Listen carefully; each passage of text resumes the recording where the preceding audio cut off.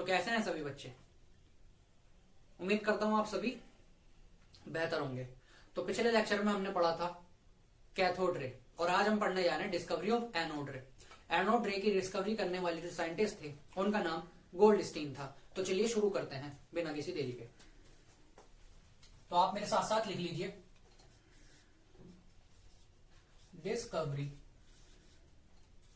Of anode रे। Discovery anode रे की जो डिस्कवरी करने वाले साइंटिस्ट थे उनका नाम गोल्डस्टीन था।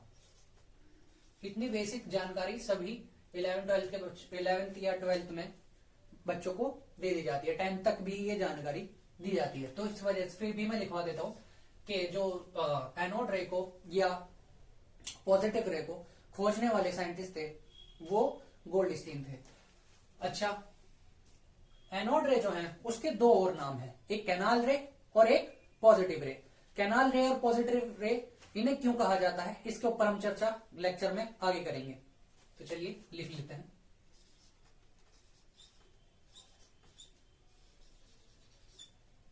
एनोड रे, कैनाल रे,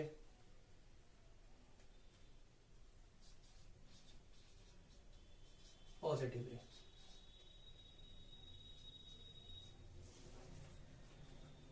अब जो ये एक्सपेरिमेंट हुआ था इसमें जस्ट अपोजिट जो कैथोड रे का एक्सपेरिमेंट था उसी की तरह उस एक ट्यूब के अंदर ये एक्सपेरिमेंट किया गया। तो चलिए मेरे साथ इसका स्ट्रक्चर बना लीजिए। गोल्डस्टीन ने भी सेम ही स्ट्रक्चर या कह लो सेम ही एक्सपेरिमेंट किया था।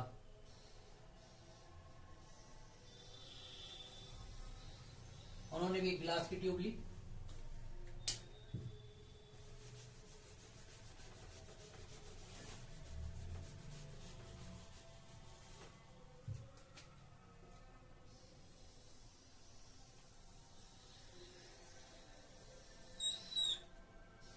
उसको वैक्यूम किया या वैक्यूम के लिए कैप लगा दिया।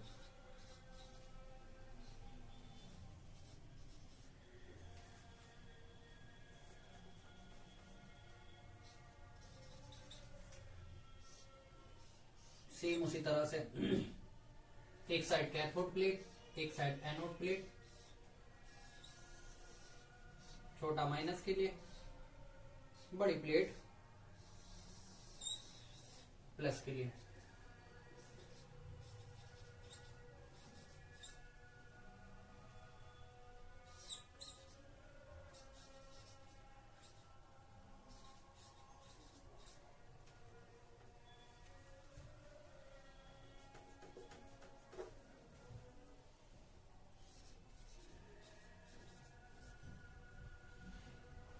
और उन्होंने भी वेरी लो प्रेशर पर इसके अंदर गैस भरी। सेम ही एक्सपेरिमेंट किया मगर उन्होंने हीलियम गैस की जगह हाइड्रोजन गैस ली या हाइड्रोजन गैस फिल करी। अब सवाल ये बनता है कि उन्होंने हाइड्रोजन गैस ही क्यों ली? क्योंकि हीलियम गैस में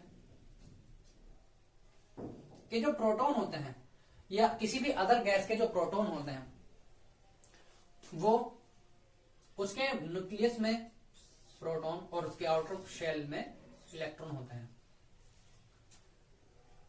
मगर जो हाइड्रोजन गैस होती है वो दो मॉलिक्यूल से मिलकर बनी हुई होती है, ये दो एटम से मिलकर बनी हुई होती है।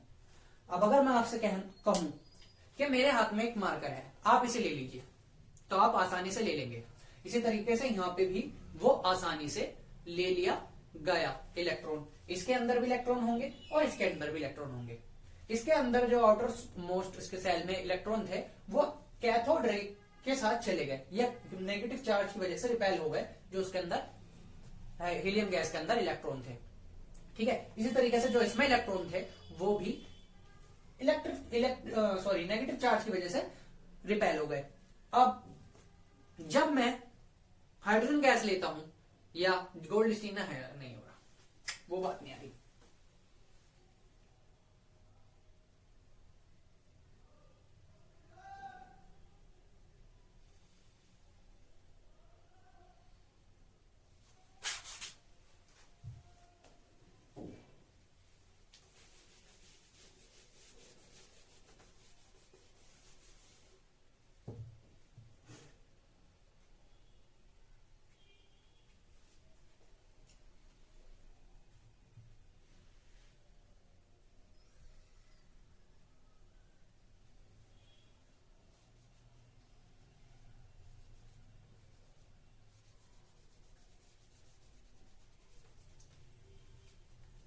उन्होंने भी वेरी लो प्रेशर पर गैस ली, फिर गैस फिल करी।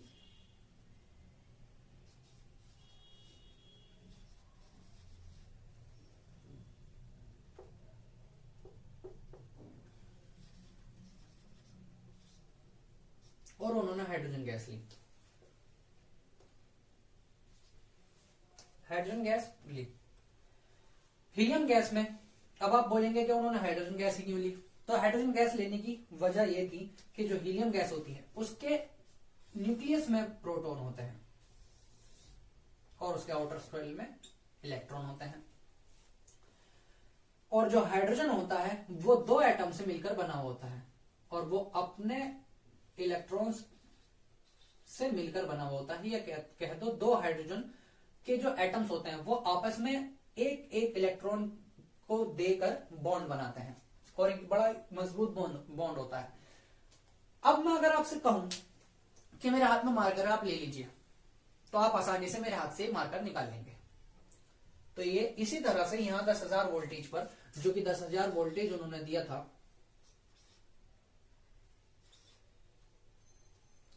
यहां एक मीटर लगा था,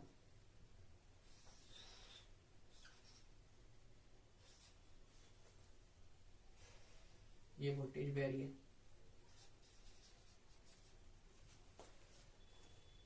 तो ये इसे आसानी से ले जाएगा, जैसे आप मेरे हाथ से मारकर आसानी से ले जा सकते हैं, इसी तरह से ही 10,000 वोल्टेज भी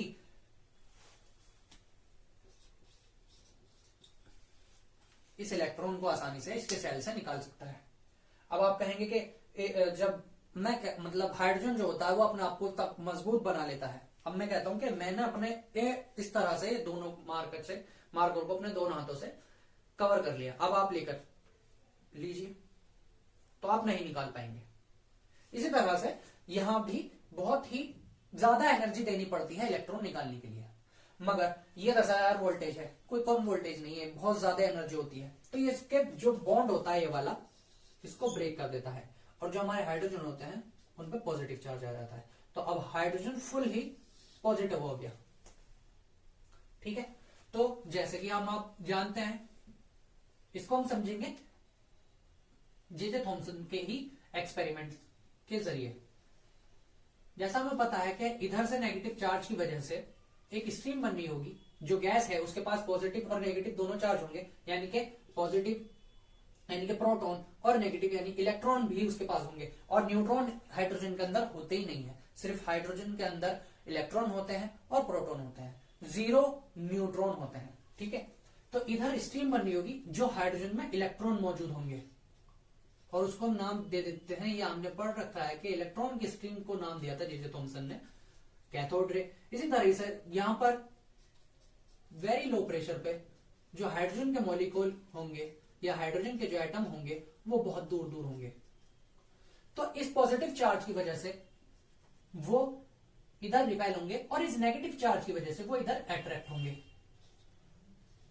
और जैसा जे थॉमसन ने अपनी एनोड रे के अंदर होल किए थे और एक यहाँ पे जिंक सल्फेट की कोटिंग करती है और यहाँ पे स्पार्क जनरेट हुआ था, ठीक उसी तरह गोल्ड स्टीन ने भी एक कोटिंग करी जिंक सल्फेट की और अपनी प्लेट में होल किए थे और यहाँ पे एक स्पार्क जनरेट हुआ था।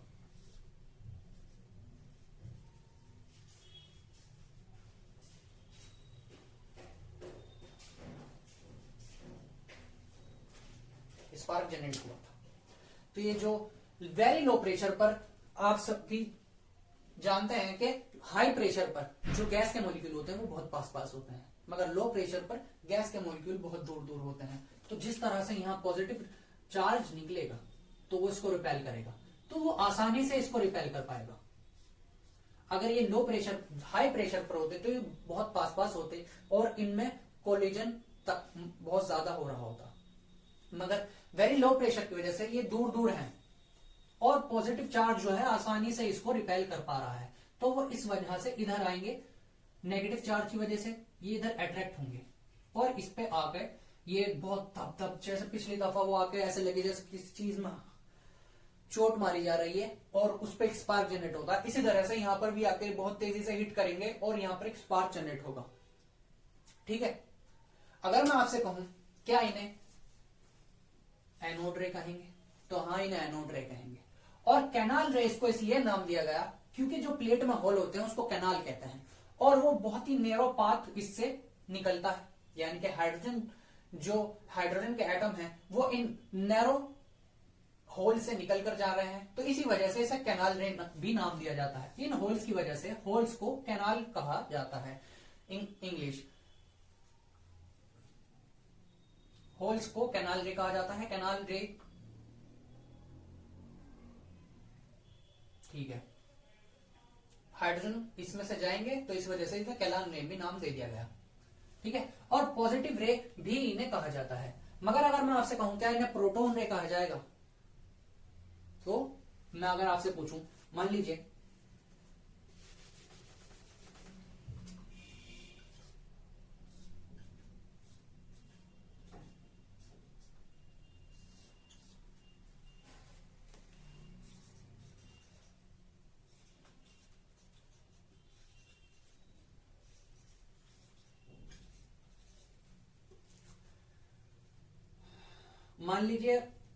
मैंने हाइड्रोजन लिया या हीलियम ले लिया, हीलियम प्लस लिया, हीलियम 2 प्लस लिया, ड्यूटेरियम प्लस लिया, हाइड्रोजन प्लस लिया या नियॉन प्लस लिया।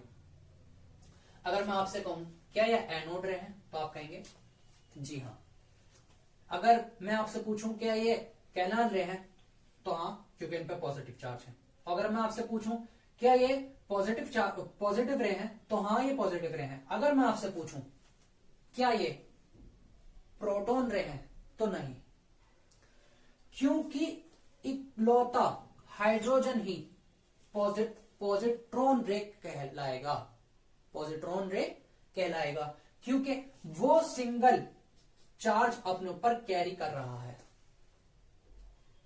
ठीक है, एक सिंगल चार्ज की वजह से इसको पॉजिट्रॉन रे कहा जाता है। इन सबको पॉजिटिव रे भी कहा जाता है, कैनाल रे भी कहा जाता है और एनोड रे भी कहा जाता है, मगर खाली हाइड्रोजन गैस को ही कैनाल रे भी कहा जाता है, एनोड रे भी कहा जाता है, पॉजिटिव रे भी कहा जाता है और पॉजिट्रॉन रे भी कहा जाता है, due to a single positive charge. ठीक है, तो आप इसको उतार लीजिए, फिर इसकी थ्योरी लिखेंगे।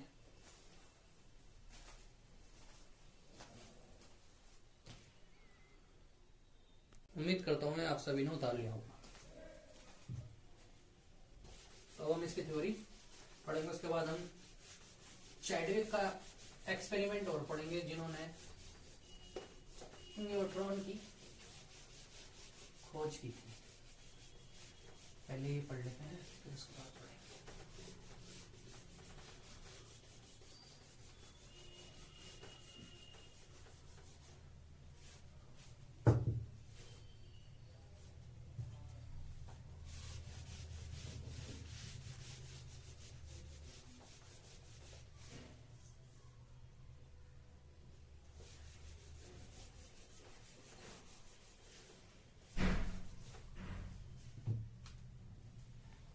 तो हेडिंग डाल लीजिए, properties of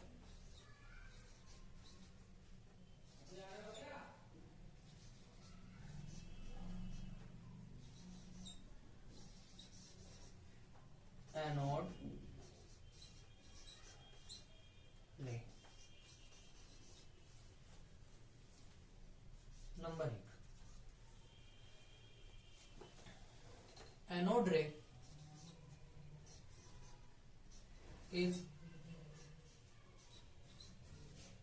positively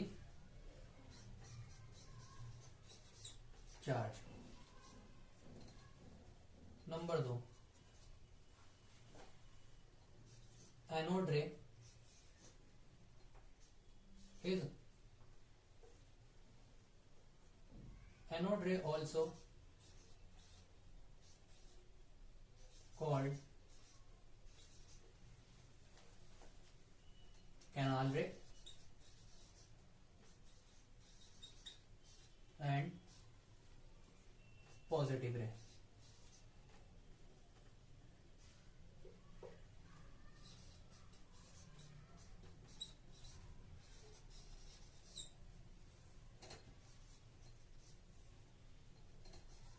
Anode ray is exactly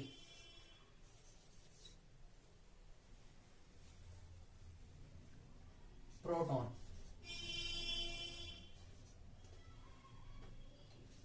when gas filled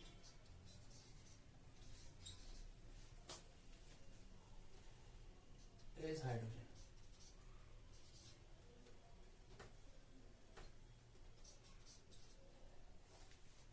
Anode ray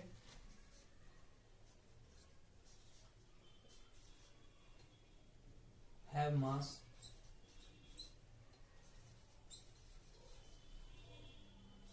and hence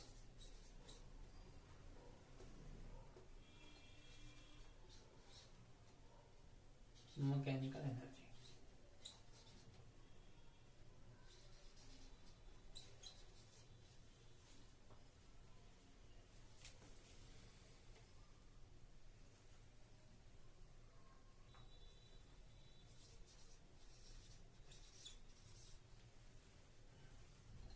Anode ray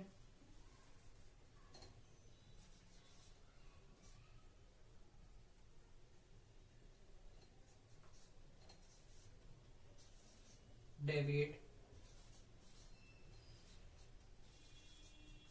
towards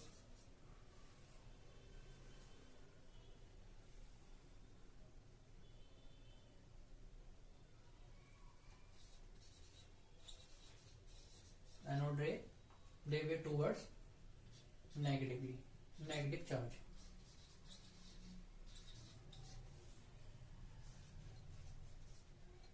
Anode ray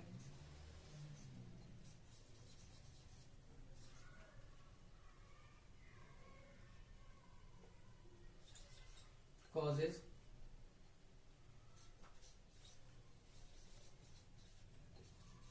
heating effect. Anode ray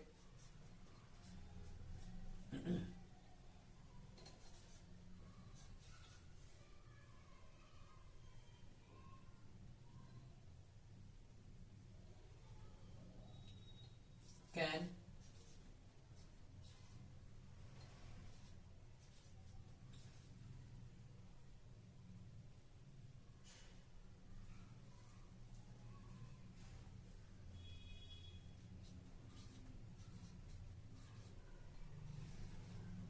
ionizes gas when pass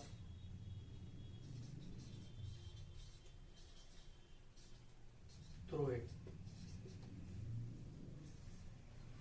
Anode ray and cathode ray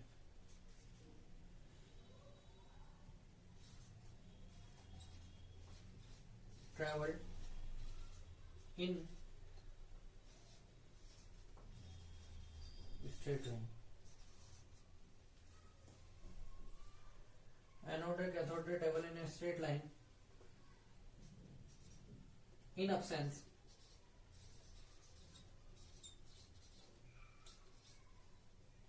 of magnetic and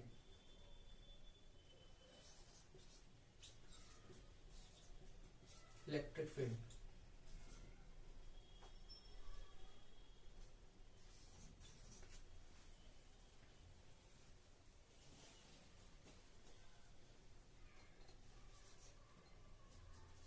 properties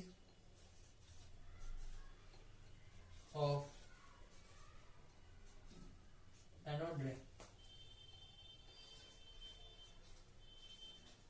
depends on nature of gas.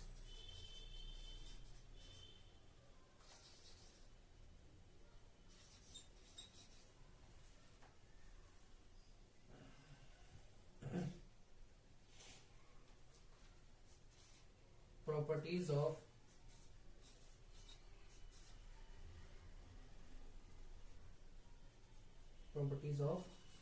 anode ray independent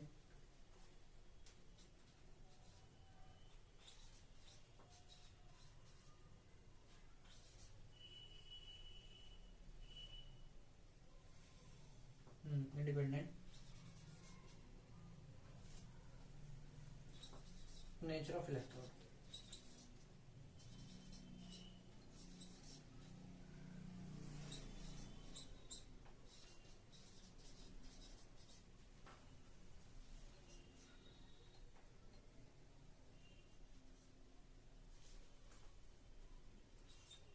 Specific charge depend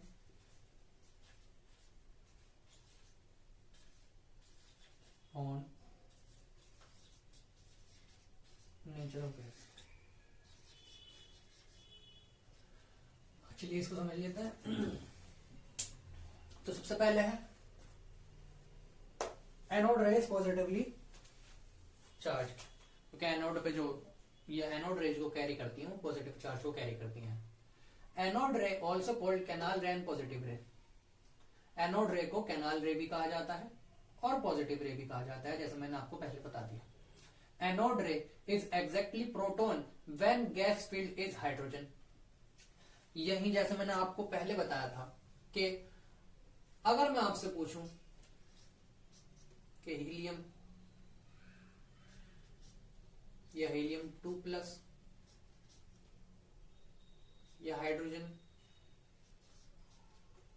या deuteron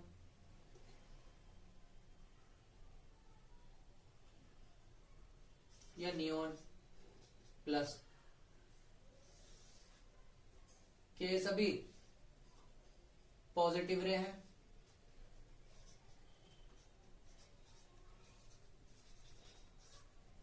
तो है। अगर मैं आपसे पूछूं क्या ये सभी कैनाल रे हैं, तो है। मैं आपसे पूछूं क्या ये सभी एनोड रे हैं, तो है। मगर अगर मैं आपसे पूछूं क्या ये प्रोटॉन रे हैं, तो जवाब है नहीं, क्योंकि एक सिंगल पार्टिकल या पॉजिटिव चार्ज को ही प्रोटॉन बोला जाता है और इसमें 2 कैरी हो रहे हैं और इनके पास अदर भी होंगे। ये एक सिंगल है, ये एक सिंगल एटम है जिसके ऊपर एक सिंगल पॉजिटिव चार्ज है, जिसकी वजह से इसे प्रोटॉन रे कहा जाता है, मगर बाकी सबको नहीं कहा जाएगा। तो यहां पर आप क्या लिख लेंगे, ये कि हाइड्रोजन प्लस के लिए अगर आप यहाँ पे बात करेंगे तो यहाँ पे हम इस तरह से कह सकते हैं। तो थोड़ा सा नीचे लिख देता हूं, ये मुझे पहले ही लिखना चाहिए था, पर कोई बात नहीं, यहाँ लिख लीजिए थोड़ा सा।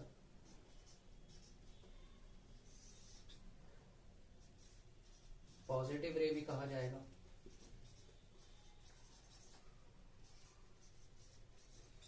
एनोड रे भी कहा जाएगा, कैनाल रे भी कहा जाएगा और प्रोटॉन रे भी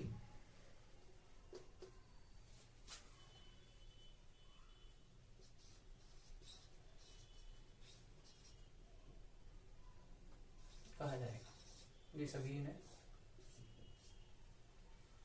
कह सकते हैं।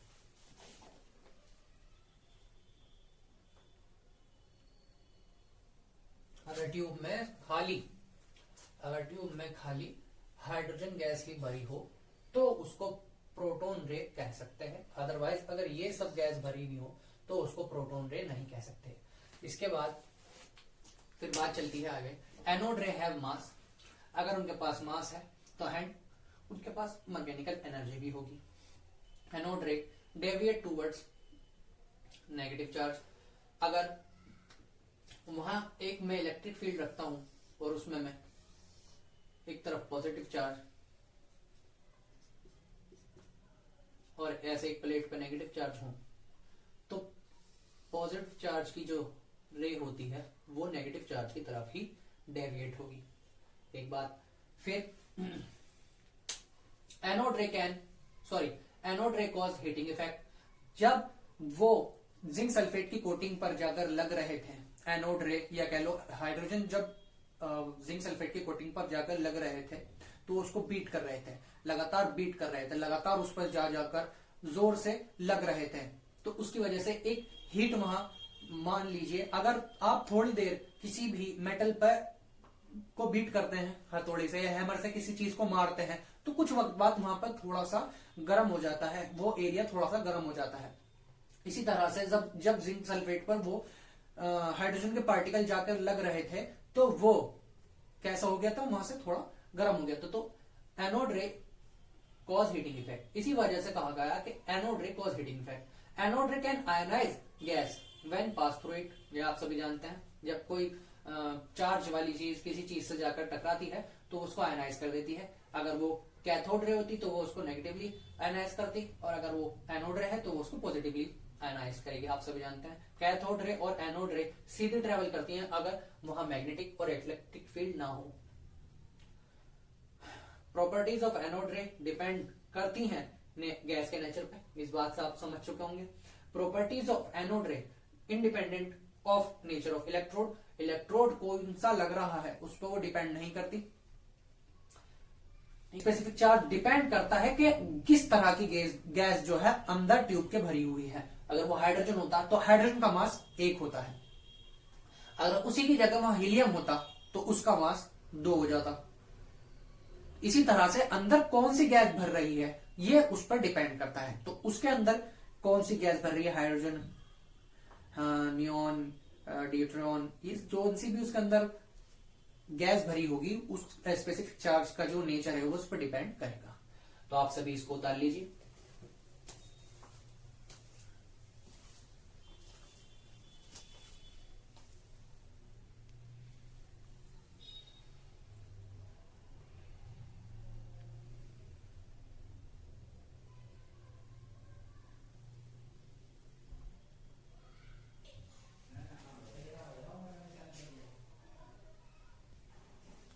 उम्मीद करता हूं आप सभी ने उतार लिया होगा।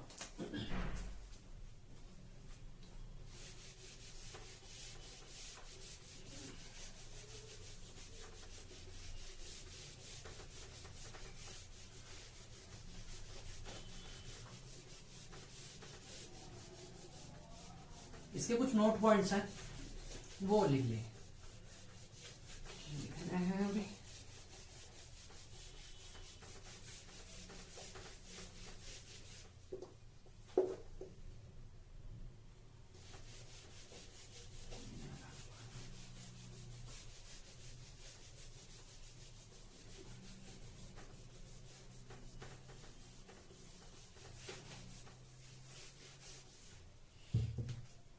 इसके कुछ नोट पॉइंट है वो साथ के साथ लिख लीजिए आप।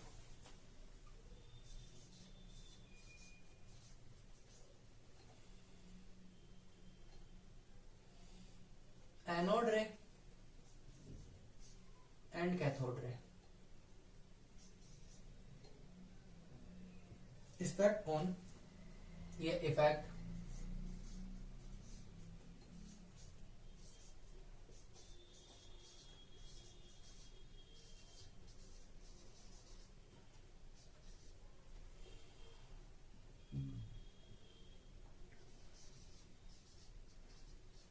फोटोग्राफिक प्लेट, जैसे जिंक सल्फेट की प्लेट पर। एक और नोट पॉइंट लिख लीजिए इसका। एनोड रे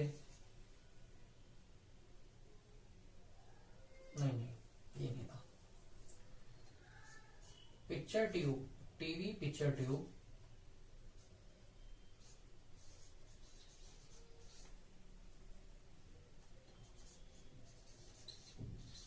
coated with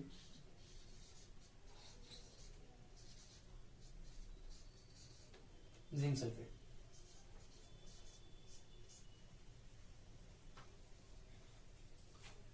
लिख लीजिए, कैनोड रे और कैथोड रे जो होती हैं वो इफेक्ट फोटोग्राफिक प्लेट पर करती हैं, और जो टीवी की पिक्चर ट्यूब होती है वो भी जिंक सल्फेट से कोट हुई भी होती है। ठीक है, अब इसके आगे हम पढ़ेंगे जेम्स चैडविक की डिस्कवरी, या कह दो कि डिस्कवरी ऑफ न्यूट्रॉन। इसके बाद अपने एक साइंटिस्ट आए जिन्होंने डिस्कवरी करी न्यूट्रॉन की, तो इसलिए लिख लीजिए डिस्कवरी ऑफ न्यूट्रॉन। इसकी खोज करने वाले थे जेम्स चैडविक।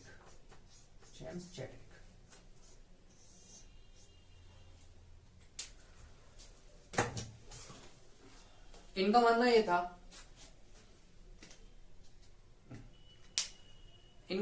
था कि एक एलिमेंट के अंदर सिर्फ इलेक्ट्रॉन होते हैं और प्रोटॉन होते हैं, और इस वजह से वो न्यूट्रल हो जाता है। तो इन्होंने एलिमेंट्स को लेकर उनके मास पे एक्सपेरिमेंट करना शुरू कर दिया। तो उन्होंने एक्सपेरिमेंट करा और देखा कि मान लीजिए उन्होंने हीलियम लिया, तो उनका मानना यह था कि हीलियम पे प्लस के 2 चार्ज होते हैं, या हीलियम का जो मास होता है वो 2 होता है। उनका मानना यह था 2mu, मगर हीलियम का जो मास है वो 4amu होता है, वो 4amu निकल रहा था। तो इस वजह से इन्होंने क्या काम करा, उन्होंने बेरिलियम के हैवियर आइसोटोप्स लिए और उन पर अल्फा से बम्बार्ड कराया, यानी कि उन्होंने हैवियर पार्टिकल्स लिए बेरिलियम के, और उन्होंने उस पर अल्फा पार्टिकल को बम्बार्ड कराया, और उससे उन्होंने न्यूट्रॉन की खोज करी। तो चलिए देखते हैं कैसे उन्होंने एक्सपेरिमेंट करा।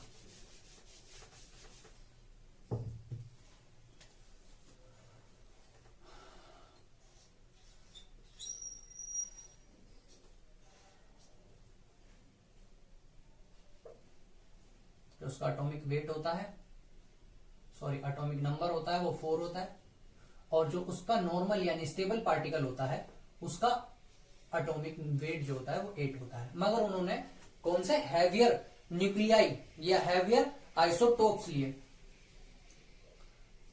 तो 8 से ज्यादा हैवियर 9 हो जाएगा, और उन्होंने अल्फा से उस पर बमबारी कराई। तो उन्होंने हीलियम को लिया, ठीक है, इसको अल्फा पार्टिकल भी कहते हैं।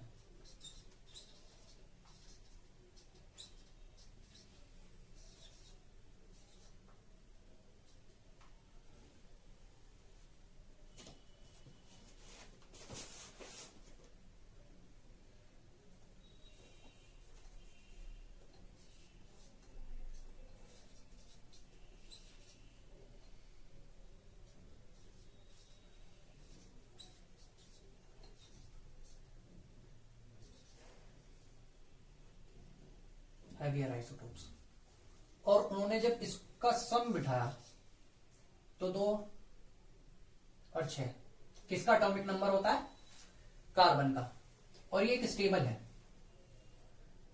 2 और 4 6 और 9, और इसका एटॉमिक स्टेबल एटॉमिक वेट क्या होता है 12। तो यहां से जब हम देखेंगे कि इलेक्ट्रॉन, या कह दो कि इसमें से एक पार्टिकल, इसमें से मतलब अगर देखा जाए कि 4 और 2 6, और ये 6 किसका एटॉमिक नंबर होता है, एटॉमिक नंबर होता है कार्बन का। उसका एटॉमिक वेट क्या होता है, 12 होता है। तो जब हम यहां से देखेंगे तो यहां कुछ नहीं बचा, यहां बचा 0, और जब यहां पर हम दोनों को प्लस करेंगे तो इनसे बचा 1। तो जब उन्होंने इसको ही एक ट्यूब से जिसमें एक पॉजिटिव और एक नेगेटिव चार्ज लगे हुए थे जिसके अंदर, उसको इन्होंने पास कराया इसके अंदर से, मान लीजिए ये जो है इसको उन्होंने 1 और 0 को इसके अंदर से पास कराया, तो ये किसी भी तरफ डेविएट नहीं हुआ।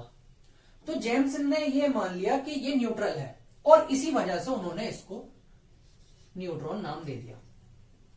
तो यही उनकी खोज थी। तो इसके नीचे एक लाइन लिख लीजिएगा,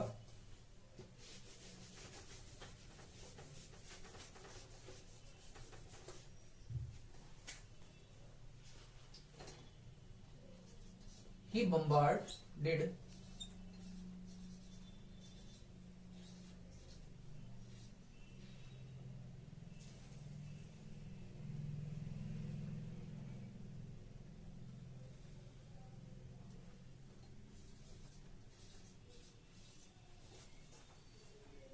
heavier nuclei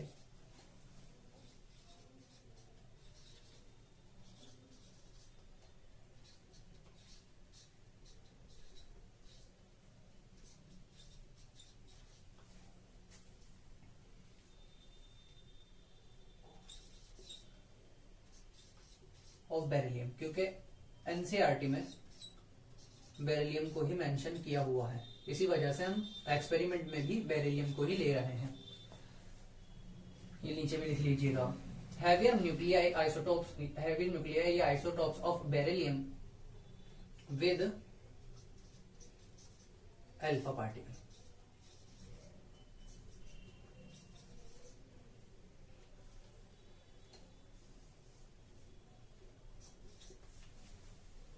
अल्फा पार्टिकल्स, ठीक है।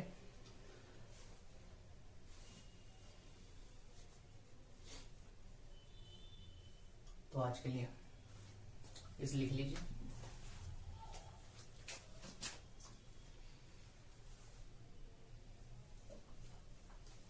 तो उम्मीद करता हूं आज का लेक्चर आपको पसंद आया होगा, और इसी तरह से मैं आगे भी अपने लेक्चर लाता रहूंगा। Thank you very much.